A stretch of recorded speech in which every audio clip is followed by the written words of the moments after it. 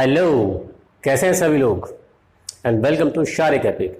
जैसे कि हमने प्रीवियस लेक्चर में कैपेसिटर के कुछ टॉपिक के बारे में क्लियरेंस दिया था कि किस तरीके से हम तैयार कर सकते हैं एनर्जी लॉस और किस तरीके से हम पैरेलल प्लेट कैपेसिटर का एनालाइज कर सकते हैं। इस बारे में मैंने आपको बताया, जिसका फॉर्मूला निकल के आया था C=A∪0/D।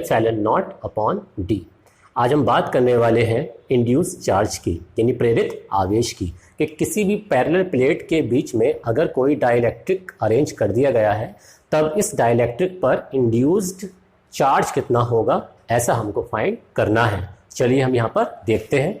तो ये रहा हमारा टॉपिक, आप देख सकते हैं यहाँ पे टॉपिक लिखा हुआ आ रहा है और यही टॉपिक हम स्टार्ट करने वाले हैं। ठीक है, induce charge on dielectric between parallel plates. ये हिंदी में कह सकते हैं समांतर प्लेट संधारित्र की प्लेटों के बीच में रखे हुए डाई इलेक्ट्रिक यानी परावैद्युत पदार्थ पर प्रेरित आवेश की मात्रा। ठीक है, चलिए स्टार्ट करते हैं।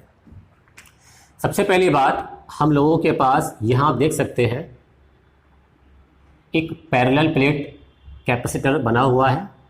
प्लेट आई थिंक मुझको लग रहा है इक्वल नहीं हो पाई है, तो हम इनको इक्वल भी कर सकते हैं। इस तरीके से आप देख रहे हैं, अगर ये इक्वल ना हो पाए तो आप इनको इक्वल बनाएंगे। जैसे कि स्केच काफ़ी पतला चल रहा है, हम थोड़े मोटे स्केच का यहाँ पर यूज़ करने वाले हैं, साथ में एक ब्लू स्केच का भी यूज़ करने वाले हैं। ठीक है, अब इसके अलावा यहाँ इस पर प्लेट पर प्लस चार्ज है, यहाँ भी प्लस चार्ज है, यहाँ भी प्लस, यहाँ भी प्लस और यहाँ भी प्लस। तो यहाँ क्या होने वाला है, माइनस चार्ज, इंडक्शन की वजह से हम कह सकते हैं। ठीक है बच्चों, नाउ देन अब हम क्या करने वाले हैं, हमने इसके बीच में एक डाई इलेक्ट्रिक सब्सटेंस अरेंज कर दिया। आप देख पा रहे होंगे यहाँ हमने क्या किया, एक डाई इलेक्ट्रिक सब्सटेंस जो है इसको अरेंज कर दिया। अब डाई इलेक्ट्रिक सब्सटेंस अरेंज कर देने के बाद यहाँ चार्ज कैसा है, प्लस। तो अंदर चार्ज कैसा आने वाला है, मैं आपको थोड़ा सा यहाँ इसको बना के दिखा देता हूँ, स्केच में ज़्यादा इंक पड़ चुकी है। Minus minus minus minus minus और माइनस, और यहाँ क्या आ जाएगा, प्लस प्लस प्लस प्लस और ये प्लस हो जाएगा। अब इसका जो एक्सटर्नल इलेक्ट्रिक फील्ड है, जो बाह्य वैद्युत क्षेत्र है, वो वर्क करेगा ऑब्वियस सी बात है प्लस से माइनस की तरफ। तो यहाँ मैंने इसका डायरेक्शन दिखा दिया आप लोगों को इस तरीके से। ये बना हमारा EO, direction of external electric field. इसके बाद अब हम देख सकते हैं, जैसे ही हम डाइलेक्ट्रिक को यूनिफॉर्म इलेक्ट्रिक फील्ड के अंदर रखते हैं, या यूँ कहा जाए एक समान वैद्युत क्षेत्र के अंदर जब हम रख देते हैं, तो इसका पोलराइजेशन हो जाता है, या यूँ कहा जाए इसका ध्रुवण हो जाता है, जिसको मैंने प्रीवियस लेक्चर में भी क्लियर किया है कि डाइलेक्ट्रिक का ध्रुवण क्या होता है। तो मैं बहुत शॉर्ट फॉर्म बता देता हूँ कि अगर हम किसी भी डाइलेक्ट्रिक सब्सटेंस को यूनिफॉर्म इलेक्ट्रिक फील्ड के अंदर रख देते हैं, तो उसमें इलेक्ट्रिक डायपोल मोमेंट यानी वैद्युत ध्रुव आघूर्ण उत्पन्न होने की जो घटना होती है, उसको हम क्या कहते हैं, उसको हम कहते हैं ध्रुवण। किस चीज़ का ध्रुवण, डाइलेक्ट्रिक का ध्रुवण। ठीक है, तो उस पर डिस्कस नहीं करना है क्योंकि ऑलरेडी मैंने आपको उसको डिस्कस करा ही दिया है। तो फिलहाल अब इसके अंदर जो इलेक्ट्रिक फील्ड क्रिएट हो रही है वो कैसे क्रिएट हो रही है, आप देख सकते हैं आप यहाँ पर प्लस से माइनस की तरफ, और इसको क्या ऐड किया हमने, EP। यहाँ पर EP का मतलब क्या है, पोलराइजेशन इलेक्ट्रिक फील्ड, यानी ध्रुवण के लिए वैद्युत क्षेत्र की तीव्रता, ऐसा हम इसको यहाँ पर ऐड कर सकते हैं। अब इसके अलावा यहाँ पर आप देख सकते हैं surface charge density minus sigma P, और यहाँ देख सकते हैं surface charge density sigma P। देखिए सिग्मा का मतलब तो हो गया पृष्ठ आवेश घनत्व, सरफेस चार्ज डेंसिटी, और P का मतलब हो गया पोलराइजेशन, यानी ध्रुवण के लिए आवेश पृष्ठ घनत्व यहाँ पर हमने लेट कर लिए हैं। इसके अलावा ये जो है हमारी, इसको हम कहेंगे फर्स्ट प्लेट। आप देख पा रहे होंगे बिल्कुल क्लियरली, इसको हम कहेंगे फर्स्ट प्लेट और इसको हम कहेंगे सेकेंड प्लेट। तो यहाँ तक आपने ये पॉइंट बिल्कुल अपने माइंड में क्लियर कर लिए होंगे, आगे समझ में। अब हम देखते हैं कि सबसे पहले यहाँ इलेक्ट्रिक फील्ड जो परिणामी होगा, जो रिजल्टेंट होगा, उसकी वैल्यू हम कैसे फाइंड करें। ध्यान देना मेरी बात पर, इधर उधर ध्यान नहीं लगाना है, बिल्कुल क्लियरली सुनना है। बहुत ही इंपॉर्टेंट टॉपिक है और बहुत ही काम का टॉपिक है हम लोगों के लिए, एग्जाम में भी आता है, कॉम्पिटिशन में भी आता है। पहली बात, हमने इसको कैपिटल E इलेक्ट्रिक फील्ड दिया। थोड़ा ध्यान दें मेरी इस बात पे, थोड़ा लॉजिक समझे इस बात का।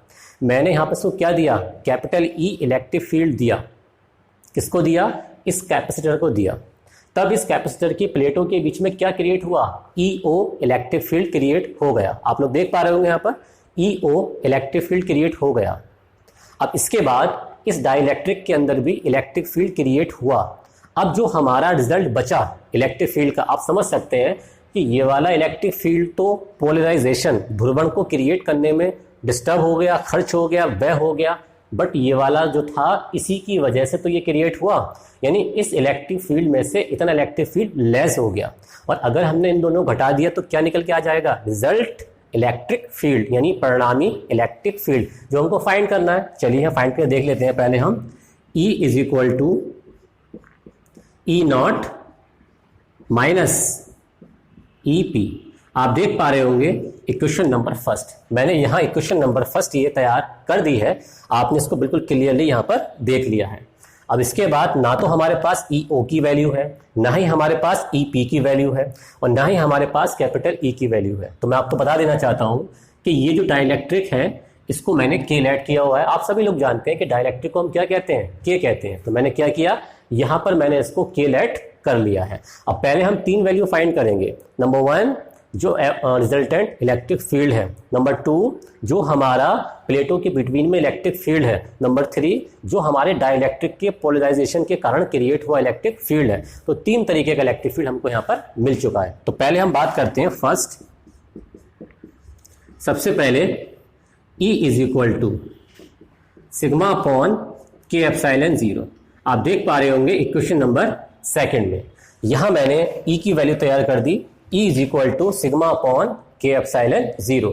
यहाँ पर के एक डाइलेक्ट्रिक कांस्टेंट है। अब बात ये आती है कि ये फॉर्मूला हम लोगों को मिला कहाँ से। तो आप लोग जानते हैं गॉस लॉ के एप्लीकेशंस के अकॉर्डिंग मैंने जो गॉस लॉ की लास्ट एप्लीकेशन आपको प्रोवाइड कराई है अपनी प्रीवियस वीडियो में, तो उस वीडियो के अंदर मैंने ये फॉर्मूला प्रूफ कराया था, बट यहाँ पर ये मीडियम नहीं था। यहाँ पर ये मीडियम है क्योंकि मैंने यहाँ मीडियम लगा रखा है, वहां पर एयर थी। तो फॉर्मूला क्या निकल के आया था, E is equal to sigma upon epsilon 0, 2 plates के लिए और 1 प्लेट्स के लिए। मैंने अलग अलग तरीके के आपको केस भी उसमें क्लियर करा दिए थे। अब इसी तरीके से हम EO की वैल्यू फाइंड करने वाले हैं। EO का मतलब जो एयर वाला प्लेस है उसके लिए इलेक्ट्रिक फील्ड। चलिए फाइंड करते हैं यहाँ पर। तो आएगा हमारा, थोड़ा हम नीचे लिख लेते हैं यहाँ पर, तो हमारे पास आ जाएगा सेकेंड के लिए। अब सेकेंड के लिए क्या आएगा हम लोगों के पास, इसको मैंने ई लेट किया हुआ है, EO is equal to sigma upon epsilon naught. आप देख पा रहे होंगे यहाँ से मैंने एयर के लिए इलेक्ट्रिक फील्ड इंटेंसिटी फाइंड कर ली है, क्योंकि यहाँ चारों तरफ क्या है आपका एयर का प्लेस है, एयर का स्थान है। इक्वेशन नंबर इसको मैंने थर्ड लेट कर लिया है। आप लोग ये भी बिल्कुल क्लियरली देख पा रहे होंगे यहाँ पर, ठीक है, I hope so. And at least हमको EP की वैल्यू भी फाइंड करनी है। तो हम क्या लिखेंगे, नाउ थर्ड। अब यहां पर हम थर्ड के लिए फाइंड करेंगे। अब जब थर्ड के लिए फाइंड करेंगे तो आप लोग देख सकते हैं कि यहां पर थर्ड के लिए कैसे फॉर्मूला बनेगा, EP is equal to sigma P upon epsilon naught. Equation number 4 देख पा रहे होंगे आप क्लियरली, सिग्मा P। ये जो P है इसका सफिक्स में है, कभी आप समझे ये इनटू में है सिग्मा, और सफिक्स में आएगा हम लोगों के पास P, क्योंकि ये पोलराइजेशन के लिए सरफेस चार्ज डेंसिटी है, या ये आवेश पृष्ठ घनत्व है किसके लिए, ध्रुवण के लिए। अब हमारे पास इक्वेशन नंबर 4 से EP की वैल्यू भी है, हम लोगों के पास इक्वेशन नंबर 3 से EO की वैल्यू भी है, हम लोगों के पास इक्वेशन नंबर 2 से E की वैल्यू भी है। ये तीनों की तीनों value equation 2nd, 3rd and 4th वाली, इनको हमें सब्स्टिट्यूट करना है, प्रतिस्थापित करना है इक्वेशन नंबर 1 में। चलिए करते हैं। Now substitute value of E0, E, EP in equation first. अब इक्वेशन फर्स्ट में हम इसकी वैल्यू सब्स्टिट्यूट करने वाले हैं। तो आप लोग देख पा रहे हो क्लियरली, मैं बार बार ये कहता रहता हूं ताकि आप थोड़ा ध्यान लगाएं इस बोर्ड पर, ठीक है। सबसे पहले E की वैल्यू कितनी, हम लोगों के पास E की वैल्यू सिग्मा अपॉन क्या आएगा, sigma upon K epsilon naught is equal to, अब क्या आएगा हमारे पास E नॉट की वैल्यू कितनी है, सिग्मा अपॉन एप्सिलॉन 0। उसके बाद यहां आने वाला आपके पास माइनस। अब क्या हम लोगों के पास EP, आप देख सकते हैं क्वेश्चन नंबर फर्स्ट में क्या है, EP है। अभी जो ईपी की वैल्यू दे रखी है यहाँ पर, इस वाली ईपी की वैल्यू को हम यहाँ लगा देंगे। लगाइए, इसके अंदर अरेंज कीजिए, sigma P upon epsilon not. तो आप देख सकते हैं यहाँ पर एप्सिलॉन जीरो और एप्सिलॉन जीरो ये आपस में क्या हो गया, कैंसिल हो गया। और जब ये यहाँ से कैंसिल हो जाएगा तो हम क्या करेंगे, सिग्मा इज इक्वल टू, आप देख सकते हैं फॉर्मूला हमारा क्या बचेगा। और हाँ, एक बात और रह गई यहाँ पर, हमने ये जो इलेक्ट्रिक फील्ड फाइंड की है ना, इस इलेक्ट्रिक फील्ड के अंदर हमको एक काम और करना पड़ेगा। बहुत ही सिंपल सा काम है। वो क्या, कि हमें यहाँ पर इसके फॉर्मूले भी लगाने पड़ेंगे सिग्मा के। ठीक है, तो सिग्मा के फॉर्मूले कैसे लगाएंगे, चलिए हम चेक कर लेते हैं इसके अंदर। ठीक, यहाँ पर थोड़ा सा करेक्शन करना पड़ेगा। चलिए देख लेते हैं थोड़ा सा करेक्शन क्या है। तो हम देख सकते हैं सिग्मा अपॉन सिग्मा, यहाँ दोनों में सिग्मा ला जाएंगे कॉमन। ठीक है भाई, ठीक है। तो आप देख सकते हैं यहाँ पर sigma upon K epsilon zero, sigma upon epsilon zero minus sigma P upon कुछ नहीं आया, ये सब कैंसिल हो चुका है यहाँ से। ठीक है, राइट डाउन कर लेते हैं, sigma is equal to sigma upon K, देख सकते हैं sigma upon K is equal to कितना आएगा, सिग्मा माइनस सिग्मा पी। अब यहाँ से हम सिग्मा पी की वैल्यू फाइंड करेंगे। कैसे करेंगे, इसको यहाँ लेके आएंगे और इसको यहाँ लेकर के जाएंगे। अब फॉर्मूला क्या बचेगा हम लोगों के पास, sigma P is equal to, इसको हम यहाँ लेके आ गए, अब इसको यहाँ लेके जाएंगे, सिग्मा माइनस सिग्मा अपॉन के। ठीक है, इसके अलावा मैं आपको एक बात बता देना चाहता हूं कि यहाँ ये जो डाइलेक्ट्रिक है इसका चार्ज हम लेट करेंगे QP, यानी Q फॉर चार्ज हो गया और P फॉर क्या हो गया, पोलराइजेशन यानी ध्रुवण हो गया। अब ये चार्ज माइनस का है तो यहाँ माइनस आएगा, और ये चार्ज प्लस का है तो यहाँ पर जो QP आएगा वो कैसा आएगा, प्लस का आएगा। यानी इसका चार्ज माइनस का QP, इसका चार्ज प्लस का QP। अब आप लोग जानते हैं, क्या जानते हैं, हम जरा ब्लू स्केच यूज करने वाले हैं। हम सभी लोग जानते हैं क्या, कि भाई सिग्मा का एक फॉर्मूला होता है, sigma is equal to Q upon A। तो हम इस वाले फॉर्मूले का अब करने वाले हैं यहाँ यूज। ठीक है, तो कैसे करेंगे देखते हैं हम यहाँ पर। देखिए, अब सिग्मा पी होगा तो जाहिर सी बात है यहाँ QP आएगा और यहाँ AP नहीं आने वाला, क्योंकि दोनों प्लेट का जो एरिया है, मैं वो भी यहाँ लिख करके दिखा देता हूँ आपको, जो दोनों प्लेट का एरिया है, इसका एरिया भी A है और इस वाली प्लेट का एरिया भी आप देख सकते हैं यहाँ पर A है। ठीक है, अब इसके अलावा हम लोग एक काम करेंगे, यहाँ लगाएंगे वैल्यू सिग्मा पी की, तो QP अपॉन A। जैसे कि सिग्मा इज इक्वल टू क्या होता है, Q अपॉन A, तो sigma P is equal to क्या होगा, QP अपॉन A हो जाएगा। और सिग्मा की वैल्यू कितनी होगी हम लोगों के पास, तो आप देख सकते हैं Q अपॉन A, और यहाँ भी क्या आएगा हम लोगों के पास, माइनस Q अपॉन A, और यहाँ आ गया हम लोगों के पास K। अब आप चेक करें कि यहाँ से कौन सा स्टेप कैंसिल होने वाला है, तो यहाँ हम ब्लू स्केच यूज करके दिखा देते हैं कि भाई जो A है वो आपस में क्या हो रहा है, कैंसिल हो रहा है। तो A को हमने यहाँ से कैंसिल किया और फॉर्मूला क्या बचा हम लोगों के पास, QP is equal to Q minus Q upon K। तो इस तरीके से हमने इंड्यूस चार्ज का एक फॉर्मूला तैयार किया। बट ये फॉर्मूला कंप्लीट नहीं है, क्योंकि MCQ में, विकल्प में या किसी भी न्यूमेरिकल में जो आपके पेपर में आने वाला है सॉल्व करने के लिए, उसमें इतनी लॉन्ग फॉर्म नहीं दी जाती है, बल्कि एक शॉर्ट फॉर्म दी जाती है। किस तरीके से, QP is equal to Q1 minus 1 upon K। तो इस तरीके से ये जो QP निकल के आया, इस QP को हम कहते हैं, क्या कहते हैं बताइए आप लोग, सॉरी, तो QP को हम कहते हैं यहाँ पर प्रेरित आवेश। इसको हम कहते हैं भाई बच्चों प्रेरित आवेश, या इसको कहा जाता है इंड्यूस्ड चार्ज। प्रेरित आवेश यानी इंड्यूस्ड चार्ज। तो इस तरीके से हम प्रेरित आवेश यानी इंड्यूस्ड चार्ज का फॉर्मूला तैयार कर सकते हैं। और याद रखें कि जब भी किसी भी डाइलेक्ट्रिक को रखा जाएगा यूनिफॉर्म इलेक्ट्रिक फील्ड में, या यूं कहा जाए पैरेलल प्लेट कैपेसिटर की प्लेटों के बीच में, तो उसमें जो इंड्यूस्ड चार्ज क्रिएट होगा उसकी वैल्यू कितनी निकल के आएगी हम लोगों के पास, QP is equal to Q1 minus 1 upon K। ऐसा MCQ में पूछ सकता है, आपको किसी भी एग्जाम में पूछ सकता है, चाहे वो कॉम्पिटिशन लेवल पर सिंपल हो, तो ये टॉपिक आपसे आराम से पूछा जा सकता है, क्योंकि कॉम्पिटिशन में प्रूफ करने को तो नहीं आता है, इनका यूज किया जाता है। तो मैंने आपको इलेक्ट्रिक फील्ड का डायरेक्शन और ध्रुवण के कारण, पोलराइजेशन के कारण जो इलेक्ट्रिक फील्ड क्रिएट होता है उसके बारे में आपको मैंने यहाँ पर क्लियर करा दिया है। अब इसके बाद हम स्टार्ट करते हैं इसी से कनेक्टेड एक छोटा सा टॉपिक। तो उसको पहले क्लीन कर देते हैं। अगर आप चाहें तो उसको उतार भी सकते हैं, क्योंकि आपने कॉपी पेन आपके पास होगी, या आप इसका स्क्रीनशॉट भी ले सकते हैं।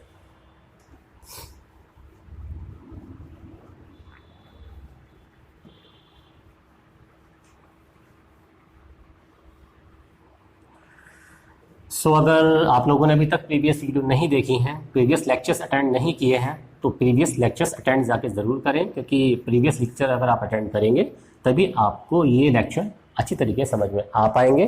जो कंसेप्ट मैं आपको समझाने की कोशिश कर रहा हूँ वो बिल्कुल क्लियर भी आपके हो पाएंगे, इसलिए प्रीवियस लेक्चर को देखते हैं। अब हम बात करने वाले हैं एक बहुत ही सिंपल, एक बहुत ही यूनिक और एक बहुत ही शानदार टॉपिक के बारे में, जो आपके एग्जाम में काफ़ी टाइम पूछा जाता है। टॉपिक का नाम है एनर्जी डेंसिटी, या हम कह सकते हैं ऊर्जा घनत्व। जैसे कि यहाँ पर लिखा हुआ आ रहा है एनर्जी डेंसिटी, यानी ऊर्जा घनत्व, यानी किसी भी कैपेसिटर की प्लेटों के बीच में एनर्जी डेंसिटी। सबसे पहले मैं आपको बताना चाहूँगा कि अगर हम लोगों के पास कोई भी संधारित्र है, या हमारे पास कोई दो इक्वल और पैरेलल प्लेट हैं, उनको पास में रखा गया है, तो दोनों क्या क्रिएट करती हैं? यूनिफॉर्म इलेक्ट्रिक फील्ड क्रिएट करती हैं, या हम कह सकते हैं एक समान वैद्युत क्षेत्रीय क्रिएट करती हैं।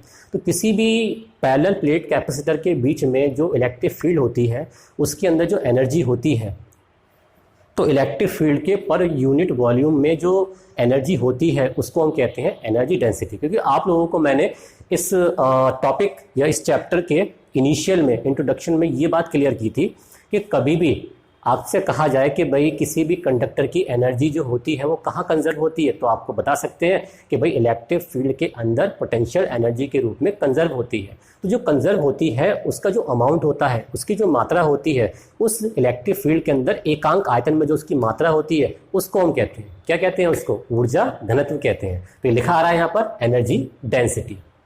अब इसके बाद हम इसको क्लियर करने वाले हैं। तो सबसे पहले हम बात करेंगे यहाँ पर कि इसकी बेसिक सी डेफिनेशन क्या बनेगी। तो आप क्लियरली बता सकते हैं क्या? मैं यहाँ लिख रहा हूँ formula, U is equal to U upon V। ये है इसकी डेफिनेशन। आप देख सकते हैं काफ़ी सिंपल डेफिनेशन है। सिंपल कैसे है भाई? किसी भी इलेक्ट्रिक फील्ड के यूनिट वॉल्यूम में, किसी भी वैद्युत क्षेत्र के एकांक आयतन में ऊर्जा की जो मात्रा होती है, स्थिर ऊर्जा की जो मात्रा होती है, उसी को हम कहते हैं एनर्जी डेंसिटी, या उसको हम कहते हैं ऊर्जा घनत्व। और यही डेफिनेशन हमारे काम करेगी किसी भी प्रकार के यूनिफॉर्म इलेक्ट्रिक फील्ड, यानी किसी भी तरीके के एक समान वैद्युत क्षेत्र में अगर आपको ऊर्जा फाइंड करनी है ना, तब भी ये फॉर्मूला वर्क करेगा। और अगर आपको संधारित्र यानी पैरेलल प्लेट कैपेसिटर के बीच में जो इलेक्ट्रिक फील्ड है उसमें आपको ऊर्जा फाइंड करनी है, तब भी ये फॉर्मूला वर्क करने वाला है। यानी एक तीर से दो शिकार होने वाले हैं यहाँ पर। अब चेक करते हैं किस तरीके से। जैसे कि ये तो इसकी बेसिक डेफिनेशन बन गई, ठीक है। अब यहाँ से अगर मैं इसका यूनिट निकालना चाहूँ, यूनिट यानी इसका क्या निकालना है हम लोगों को? मात्रक। तो इसका मात्रक क्या निकल के आएगा? आप जानते हैं कि एनर्जी की जो यूनिट है वो क्या होती है? जूल, और वॉल्यूम की क्या होती है? Metre cube. तो हमारी यूनिट क्या बन गई? जूल पर मीटर क्यूब इसकी यूनिट तैयार हो गई। अब यहाँ से इसमें एक चीज़ और आती है पूछने के लिए, हम यहाँ ब्लू स्केच का यूज़ कर लेते हैं। डायमेंशन, डायमेंशन का मतलब हो गया विमा।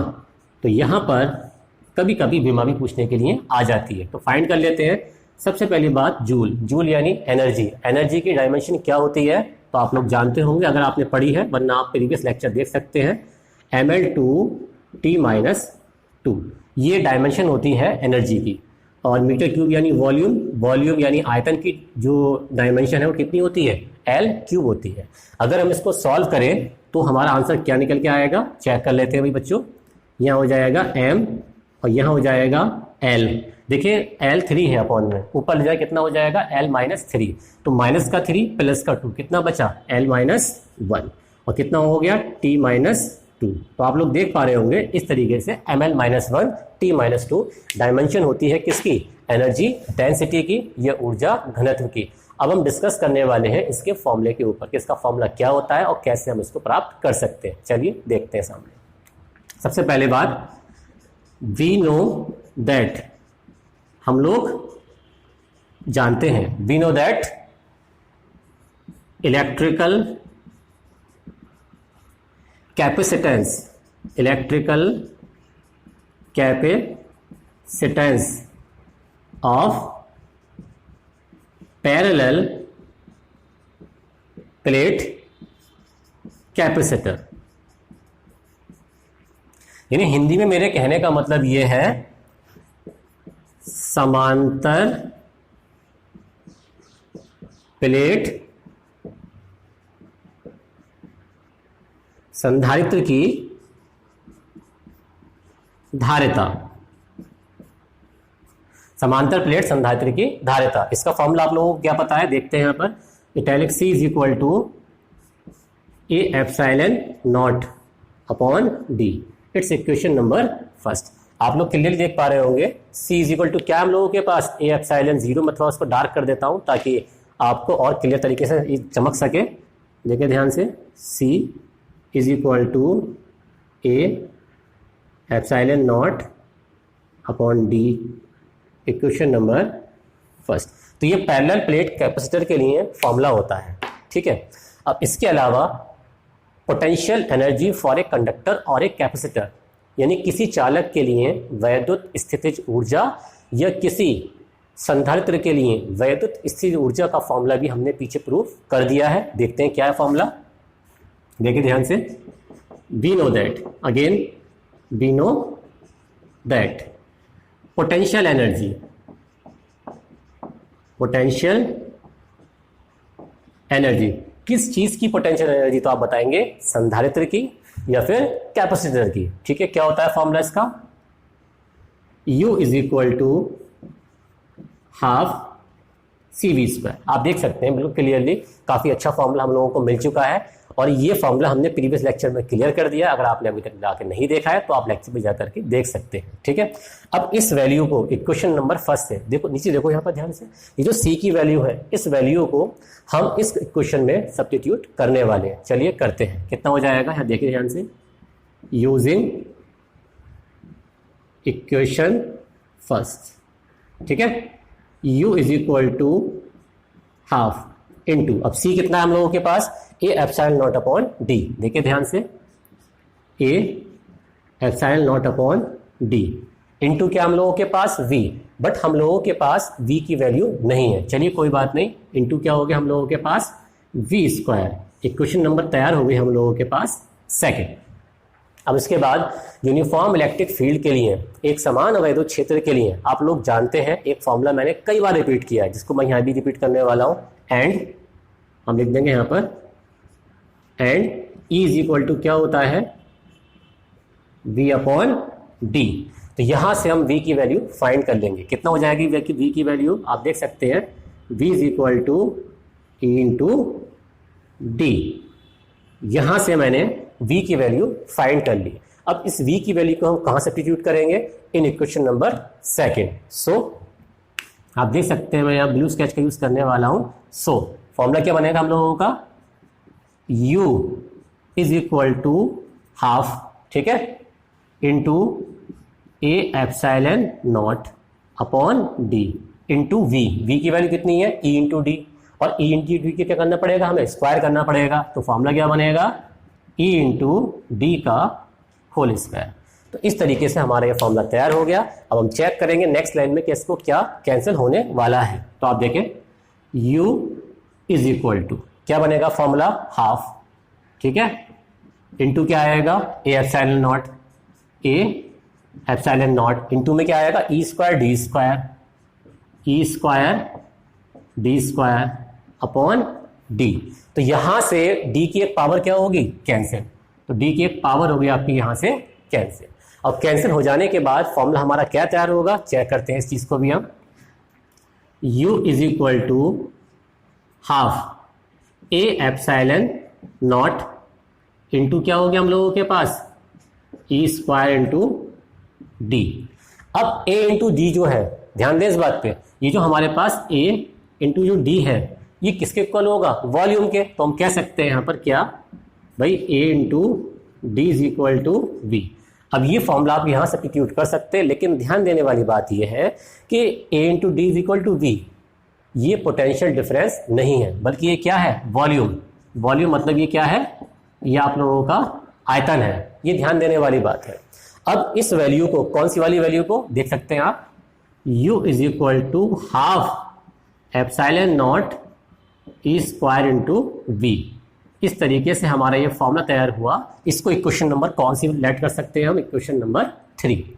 अभी जो वैल्यू है कैपिटल यू की, इस वैल्यू को हम यहाँ सब्स्टिट्यूट करने वाले हैं और जैसे ये सब्स्टिट्यूट करेंगे तब हमारा कुछ फॉर्मूला बनेगा। चलिए चेक करते हैं और यहाँ पर ब्लू स्केच का यूज कर लेते हैं। नाउ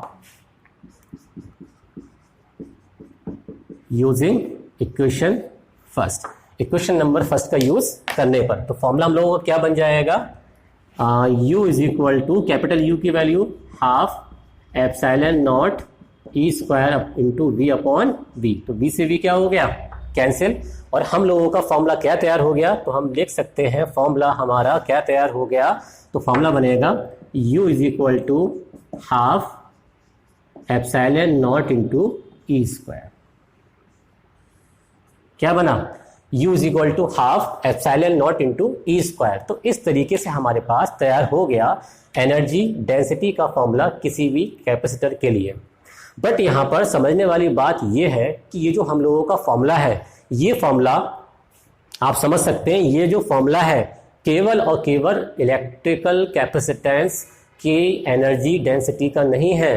कभी भी अब अगर आपको यूनिफॉर्म इलेक्ट्रिक फील्ड दिया गया है, ध्यान दें इस बात पर, अगर कभी भी आपको जो है ना यूनिफॉर्म इलेक्ट्रिक फील्ड दिया गया है और आपको एनर्जी फाइंड करनी है तो आप इस वाले फॉर्मूले का यूज कर सकते हैं। और अगर किसी भी कैपेसिटर के लिए एकांक आयतन यूनिट वॉल्यूम कहता है तब आपका फॉर्मूला क्या बनेगा? u is equal to half epsilon naught E square. आपका फॉर्मूला ये तैयार हो सकता है। ठीक है, अब इसके अलावा ये आप लोगों को बिल्कुल क्लियर हो गया होगा।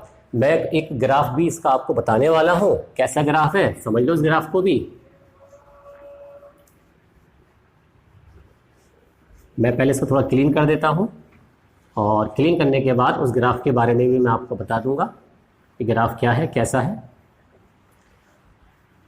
तो एग्जाम में कभी कभी इसकी डेफिनेशन, कभी कभी इसका फॉर्मूला, कभी कभी इसके डायमेंशन और कभी कभी इसके ऊपर न्यूमेरिकल भी आपसे वो पूछ सकता है, जिसके बारे में मैं आपको नेक्स्ट लेक्चर में बताऊंगा। अभी आप देख पा रहे होंगे कि यहाँ एक इसका ग्राफ निकल के आया है कैपिटल ई। और इसके अलावा आप देख सकते हैं जैसे कि ये फॉर्मूला मैं आपको पहले बताता हूँ क्या है फॉर्मूला।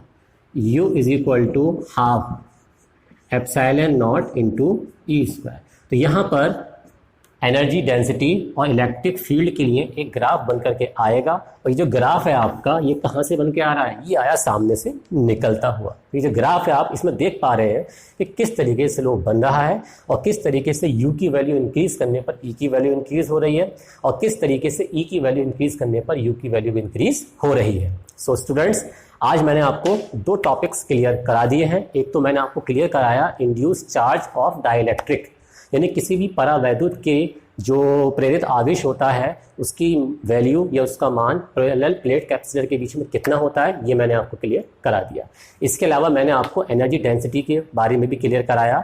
नेक्स्ट वीडियो में मैं आपको एनर्जी डेंसिटी और इंड्यूस चार्ज से रिलेटेड कुछ प्रॉब्लम्स बताऊंगा और साथ साथ में पैरेलल प्लेट कैपेसिटर जो हमारा तैयार होता है उसमें जो बराबर इक्वल प्लेट्स होती हैं उनके बीच में लगने वाला फोर्स कितना होता है, ये भी मैं आपको इक्वल यानी समझाने वाला हूँ, बताने वाला हूँ। तो बच्चों, अगर आपने अभी तक मेरा चैनल सब्सक्राइब नहीं किया है तो चैनल को सब्सक्राइब करें, शेयर करें, कमेंट करें, लाइक करें और अपने दोस्तों में दूर तक फैला दें ताकि ज़्यादा से ज़्यादा बच्चों की हेल्प हो सके। ओके।